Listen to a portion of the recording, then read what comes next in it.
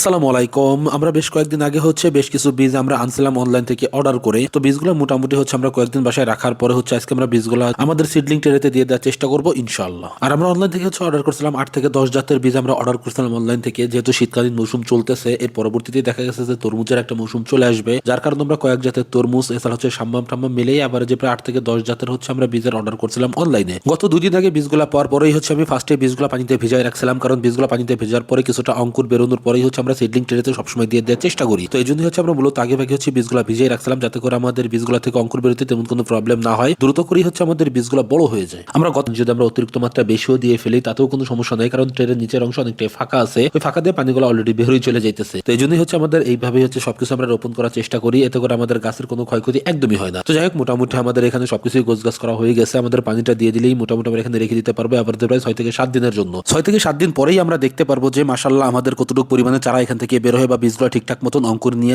চারাগুলো বড় হয় কিনা। তো যাই হোক, ইনশাআল্লাহ আমরা পরবর্তীতে আপনাদের দেখানোর চেষ্টা করবো আমাদের এখান থেকে গাছগুলো কতটুকু হয় বা গাছগুলো থেকে আমরা কি পরিমাণ ফল টল পাই কিনা। যাই হোক, আজকের ভিডিও খুব বেশি একটা বড় করতে চাচ্ছি না। আমাদের আজকের ভিডিও এ পর্যন্তই। আল্লাহ তাআলা যেন আমাদের খামার এবং কৃষিতে বরকত দান করেন। ধন্যবাদ সবাইকে। আসসালামু আলাইকুম।